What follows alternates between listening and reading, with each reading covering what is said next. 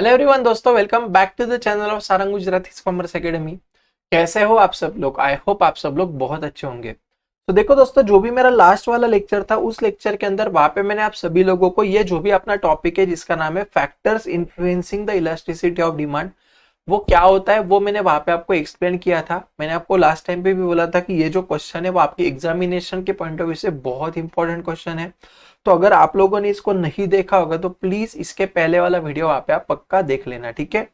अभी आज का जो भी मेरा ये लेक्चर होगा ना, तो इस वीडियो के अंदर यहाँ पे मैं आप सभी लोगों को आपके टेक्स्ट बुक का पेज नंबर 33 के ऊपर देखो, आपको ये यू शुड नो वाला एक टेबल दिखेगा। मैंने आपको बोला था कि आप एक बार इसको देख के आना। तो पहले मैं क्या करूंगा दोस्तों, ये जो टेबल है ना, इसके ये आपके साथ वहां पे मैं अच्छे से पहले डिस्कस कर लूंगा, और फिर अपन क्या करेंगे, आपके टेक्स्ट बुक का जो नेक्स्ट वाला लास्ट वाला कॉन्सेप्ट है इलास्टिसिटी ऑफ डिमांड वाले चैप्टर का, जिसका नाम है importance of elasticity of demand, ये अपन यहाँ पे देख लेंगे, ठीक है। और फिर ये वाला जो चैप्टर है अपना वो खत्म हो जाएगा। ओके, तो सबसे पहले जल्दी से आ जाओ आप ये टेबल के ऊपर। अभी देखो वहां पे ना, उन्होंने यहाँ पे क्या किया पता है क्या, कुछ डिटर्मिनेंट्स दिया है, यहाँ पे गुड्स का नेचर दिया है, और उसके हिसाब से वो गुड्स का इलास्टिसिटी ये ज्यादा होगा क्या कम होगा वो वहां पे हमको बोल रहा है, ठीक है। तो अपन इसको एक बार गो थ्रू कर लेते हैं।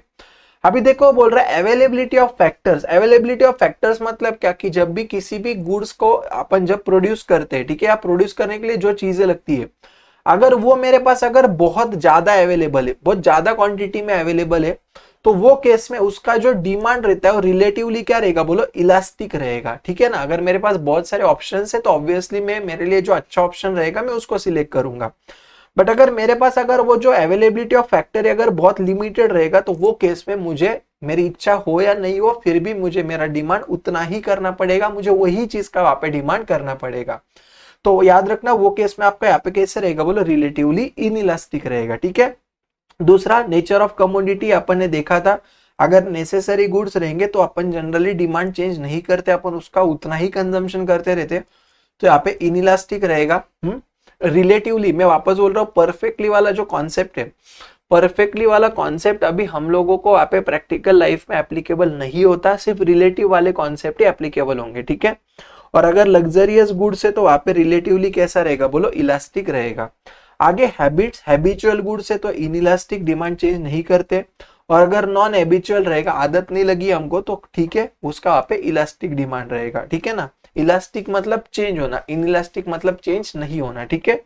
आगे देखो उन्होंने टाइम पीरियड दिया है, अगर मेरे पास वहां पे अगर एकदम शॉर्ट टाइम पीरियड अवेलेबल है, ओके, तो वहां पे मेरे पास ऑप्शन नहीं है, मुझे ऑब्वियसली जो मेरे सामने अवेलेबल है वही लेना पड़ेगा, तो रिलेटिवली इनइलास्टिक रहेगा। और लॉन्ग रन में वहां पे कैसा रहेगा कि मेरे पास वहां पे बहुत सारे ऑप्शंस रहेंगे, वहां पे मैं चेक कर पाऊंगा मुझे क्या चाहिए क्या नहीं चाहिए, तो यहाँ पे कैसा रहेगा, बोलो रिलेटिवली इलास्टिक रहेगा। पोस्टपोनमेंट्स ऑफ कंजम्पशन, अगर ऐसा रहेगा कि बाबा ये गुड्स का कंजम्पशन अपन आगे शिफ्ट कर सकते, बाद में लिया तो भी चलेगा, तो वहां पे रिलेटिवली इलास्टिक रहेगा। लेकिन वो चीजें मुझे अभी के अभी तुरंत लेना पड़ेगा, मैं उसको पोस्टपोन नहीं कर सकता, तो वो केस में रिलेटिवली इनइलास्टिक रहेगा, ठीक है।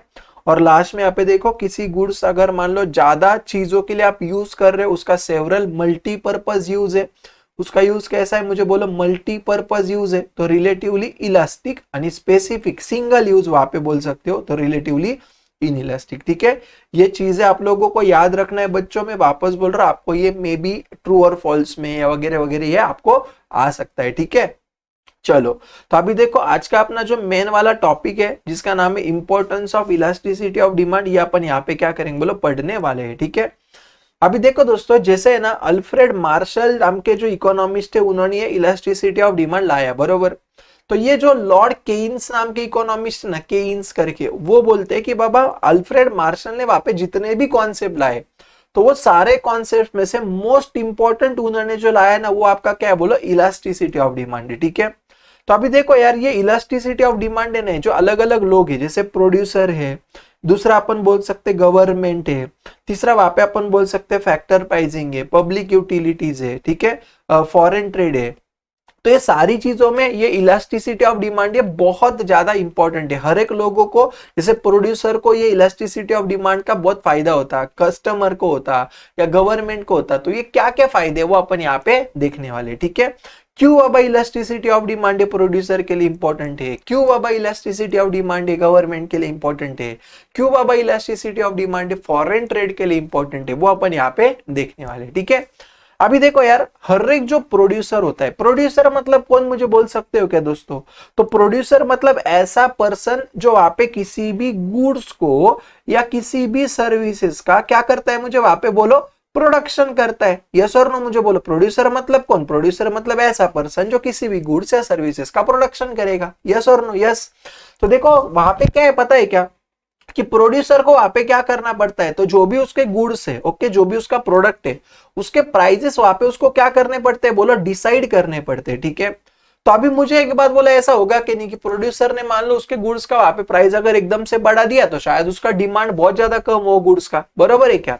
तो यहाँ पे ये कौन से प्रोड्यूसर को कैसे काम को आता है, तो देखो वो बोलता है कि बाबा कोई जो गुड्स है जिसका डिमांड है कंपेरेटिवली इनइलास्टिक है, मतलब वहां पे उसने प्राइस चेंज भी किया तो भी उसके डिमांड पे इतना कुछ असर नहीं गिरेगा, अगर प्रोड्यूसर को ऐसा लगता है तो वो टाइम पे वहां पे प्रोड्यूसर वो गुड्स का प्राइस अगर बढ़ाना चाहता है तो वहां पे वो बढ़ा सकता है। क्या बोलो? बढ़ा सकता है, क्योंकि उसको पता है कि बाबा लोगों को मेरे सिवा कोई ऑप्शन नहीं है, लोग ये गुड्स हमेशा लेंगे, मैंने प्राइस भी भले बढ़ाए तो भी लोग ये गुड्स का वहां पे कंजम्पशन कंटिन्यू करेंगे।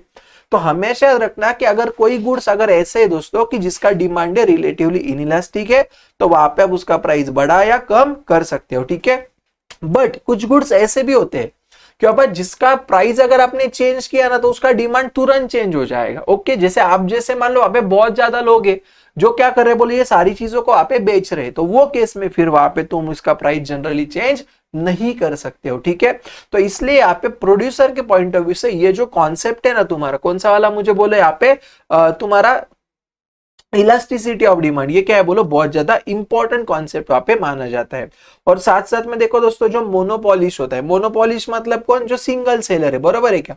तो ऐसा होता है कि नहीं, देखो मोनोपॉलिश वहां पे अलग अलग लोगों के पास से अलग अलग प्राइजेस चार्ज करते हैं। जैसे आप रेलवे का ही एग्जांपल ले लो, गवर्नमेंट का मतलब रेलवे जो है वो मोनोपॉली है गवर्नमेंट की, राइट? तो मुझे एक बात बोलो कि अगर आप देखोगे कि बाबा जो भी अलग अलग जो लोग हैं, जैसे कंसेशन वाली चीजें होती है, देखो कोटा सिस्टम होती है, तो वहां पे अलग अलग प्राइजेस वो चार्ज कर रहे हैं, तो ये कैसे कर रहा है, इसके लिए वहां पे ये हमको काम को आएगा। ठीक है, सेकेंड है वहां पे देखो कौन सा, बोलो गवर्नमेंट। अभी गवर्नमेंट को क्यों जरूरी है, तो गवर्नमेंट क्या करता है दोस्तों, ये ना टैक्सेस डिसाइड करता है, कौन से गुड्स के ऊपर कितना टैक्स हमने लेना चाहिए, वो वहां पे क्या करता है बोलो, डिसाइड करता है। ठीक है, तो अभी गवर्नमेंट क्या करता है पता है क्या, ऐसे जो गुड्स है जिसका डिमांड जो है ना वो वहां पे कंपेरेटिवली लेस इलास्टिक रहेगा, मतलब इन इलास्टिक रहेगा। लेस इलास्टिक मतलब क्या, वो जनरली चेंज नहीं होता है।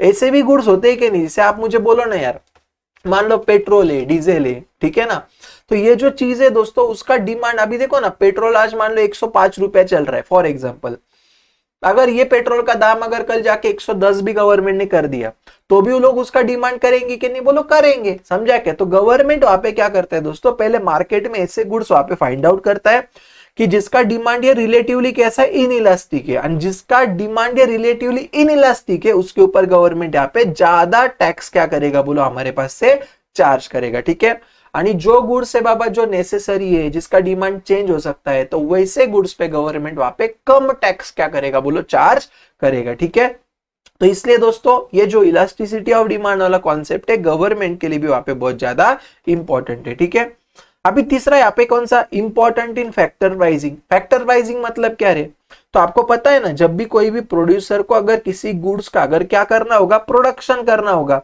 तो प्रोड्यूसर को वहां पे क्या लगता है, बोलो फैक्टर्स ऑफ प्रोडक्शन लगते हैं। क्या लगते हैं उसको, फैक्टर्स ऑफ प्रोडक्शन लगते हैं। फैक्टर्स ऑफ प्रोडक्शन मतलब क्या, तो जैसे उसको लैंड लगेगी, उसको लेबर लगेंगे, उसको कैपिटल लगेगा, उसको एंटरप्रेन्योर लगेंगे, बरोबर है क्या नहीं, मुझे बताओ। यस सर, बात तो एकदम सही कर रहे हो। तो ये जो सारी चीजें ना बेटा, इसको अपन वहां पे बोलते हैं फैक्टर ऑफ प्रोडक्शन। ठीक है, तो ये फैक्टर ऑफ प्रोडक्शन का वहां पे प्राइसिंग क्या रखने का, ये वहां पे डिसीजन लेना पड़ता है। ओके, तो अभी देखो ना, मुझे एक बात बोलो कि जैसे आपने देखा होगा जो हाईवे टच वगैरह एखादी प्रॉपर्टी है या एखादी प्रॉपर्टी है जो एकदम बाजार में है, बरोबर है क्या, और मान लो आपने उसको किसी को किराए पे दे दिया है, तो आप सामने वाले को अगर चाहे तो किराया बढ़ा के भी मांग सकते हो कि नहीं, बोलो आप सामने एक बोल सकते नहीं नहीं अभी रेंट इतना नहीं इतना लगेगा, ठीक है, ऐसे बोल सकते हैं क्या, बोलो बोल सकते। क्यों, क्योंकि उसके पास वहां पे वो मार्केट छोड़ के दूसरा अच्छा जगह ही नहीं रहेगा। ओके, तो तो यहाँ पे देखो उन्होंने वही बोला है दोस्तों कि the factor of production for which demand is relatively inelastic, मतलब उसको पता है कि भैया तुमने जिसको भी किराए पे वो चीजें दी है वो तुमको छोड़ के कहीं नहीं जाएगा, तो वो केस में तुम उसके पास से यहाँ पे ज्यादा प्राइस डिमांड कर सकते हो, ठीक है। बट अगर मान लो तुम्हारी जगह ऐसी जगह पे वहां पे नहीं, क्या मतलब अगर आपने प्राइस बढ़ा दिया तो शायद फिर वो दूसरी जगह पे चले जाए, तो वो केस में तुम वहां पे प्राइजेस को मांग या तुम्हारे जो फैक्टर ऑफ प्रोडक्शन के पास उसको आप चेंज नहीं कर सकते हो, ठीक है। इतना याद रखना दोस्तों कि अगर आपको पता है बाबा आपका जो फैक्टर ऑफ प्रोडक्शन है वो उसके सिवा सामने वाला किधर जा नहीं सकता है, वो वही चीज को कंटिन्यू करेगा, तो वहां पे आप उसको हायर जो रेंट है वो आप वहां पे डिमांड कर सकते हो, ठीक है। तो इसके लिए काम को आता है। आगे देखो यहाँ पे फॉरेन ट्रेड से, अभी मुझे एक बात बोलो, राइट, जैसे देखो यार आपने देखा होगा वहां पे कि कुछ जो ये कंट्रीज है, देखो मतलब अपन वहां से नहीं क्या वो जो पेट्रोल वगैरह या डीजल वगैरह क्रूड ऑयल वगैरह जो अपन इंपोर्ट करते, ओके। तो मुझे एक बात बोले यार दोस्तों कि वो वाले कंट्रीज के पास मतलब उनको मोनोपोली है कि नहीं बताओ, जैसे उनके पास देखो ना ये पेट्रोल का जो अलग अलग माइंस अपन बोलते हैं, डीजल के माइंस बोलते हैं, ठीक है ना। तो मुझे एक बात बोलो दोस्तों, वो जो कंट्रीज है उनके पास ये सारी चीजों का क्या है, मुझे यहाँ पे बोलो कंट्रोल है, यस और नो। तो अगर वो चाहिए तो वो अपने पास से ज्यादा प्राइस चार्ज कर सकते क्या नहीं कर सकते, बोलो कर सकते हैं। तो वही उन्होंने दिया, देखो the concept of elasticity of demand is useful to determine terms and conditions in the foreign trade. The countries exporting commodities for which demand is relatively inelastic, ठीक है, जैसे पेट्रोल है, ओके, क्रूड ऑयल है, तो वो कुछ selected countries के पास ही available है। तो अभी उनको पता है भैया कि हमने इसका प्राइस अगर बढ़ा के भी सामने वाले को बोला तो भी सामने वाला ये गुड्स हमारे पास से लेगा, क्योंकि उसको दूसरा कोई देने वाला नहीं है। तो वैसे केस में वहां पे वो क्या कर सकते बोलो, प्राइजेस को बढ़ा सकते हैं, ठीक है ना। तो याद रखना दोस्तों कि ये जो एक्सपोर्ट इंपोर्ट की पॉलिसीज वगैरह दोस्तों, इसको फॉर्मुलेट करने में वहां पे इलास्टिसिटी ऑफ डिमांड वाला जो कॉन्सेप्ट है हमको बहुत ज्यादा काम को आता है, ठीक है। लास्ट में यहाँ पे देखो पब्लिक यूटिलिटीज है। पब्लिक यूटिलिटीज मतलब क्या, जो गवर्नमेंट ने जैसे रेलवे हो गया, बस हो गया, ये जो सारी चीज है उसको अपन यहाँ पे क्या बोलते हैं, पब्लिक यूटिलिटीज बोलते हैं, ओके। तो अभी यहाँ पे क्या होता है दोस्तों कि जो भी चीजें लोगों को बहुत ज्यादा लगती है तो वहां पे गवर्नमेंट क्या करता है, सब्सिडी देता है।